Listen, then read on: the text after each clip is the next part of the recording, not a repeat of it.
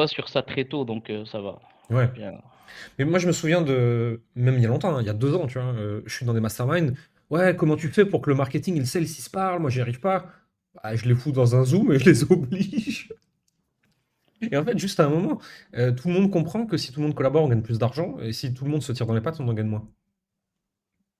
C'est aussi Je simple que pense ça. que c'est une question de maturité business où au début tu l'as pas et puis à un moment donné, genre pendant 2 semaines, tu commences à bosser avec l'autre et tu te rends compte qu'en fait c'est mieux pour tout le monde, c'est plus cool, il y a des meilleurs résultats. Après tu repars en mode oh putain, il n'y a plus de résultats et chacun tire sur l'autre.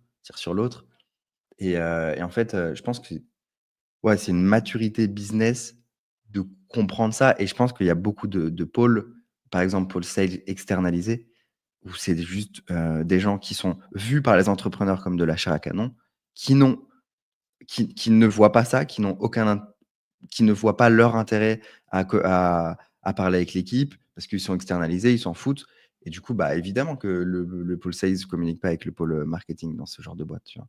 Mais c'est aussi une culture, une maturité, je pense. Ah, Rachid, on t'entend pas. Ton micro est coupé, Rachid.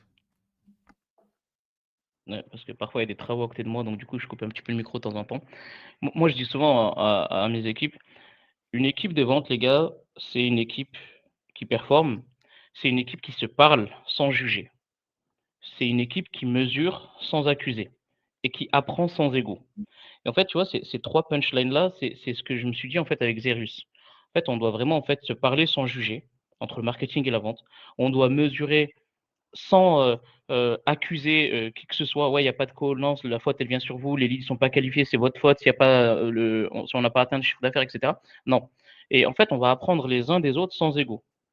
Et c'est depuis, en fait, qu'on a commencé à installer cette culture entre nous, où on échange très souvent sur Slack, on échange aussi sur WhatsApp entre nous, on se voit dans des événements. Bah, ça change la donne. Moi, je comprends mieux le marketing, lui, il comprend mieux les enjeux sales et on avance dans le même bateau, dans la même direction et on se parle, franco, tu vois?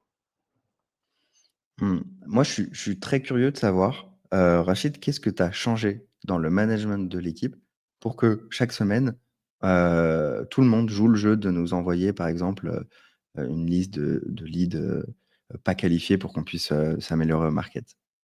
Ouais. Heu, les sales ont besoin d'avoir des leads qualifiés. Pour avoir des leads qualifiés, ils ont des actions à faire. Mmh. Tu veux remplir ton frigo, mais tu veux pas aller faire les courses, mais le livreur est en grève, qu'est-ce que tu fais? Bah, tu vas quand même te lever et y aller. Donc tu veux des leads qualifiés, bah, voilà ce que tu as à faire. Tu vas me remonter tous les jours les adresses mail des leads pas qualifiés pour que le marketing, en temps réel, puisse analyser d'où provient ce lead-là. Au bout de 2, 3, 4 leads qui viennent de la même pub, on va effectivement à ce moment-là, faire les actions nécessaires au niveau marketing. Au début, ils ne comprenaient pas la nécessité de le faire et à la fin, c'est très simple. Plus vous continuez comme ça, vous aurez moins de leads qualifiés. Ne venez pas vous plaindre si vous closez pas, c'est de votre faute. On a une action très simple à faire, c'est de faire des remontées au marketing. On le fait, ils améliorent les choses. On le fait pas, ils améliorent pas les choses. Qu'est-ce que vous voulez? Voilà. Donc en fait, Donc c'est faire comprendre à l'autre son intérêt de faire une action et ça tu as réussi à changer le comportement comme ça, quoi? l'être humain, par définition, quand il y voit pas son propre intérêt, il va pas se bouger. C'est dur de leur dire: «Ouais, faites ça juste pour l'intérêt de la boîte», parce que eux, si eux, ils ont pas d'intérêt derrière et ils ont rien à gagner, ça va être compliqué. Ils vont le faire, mais ça va être une fois par semaine ou une fois toutes les 2 semaines ou une fois par mois. Maintenant qu'ils ont compris l'intérêt pour eux, c'est tous les jours et ça prend 1 minute.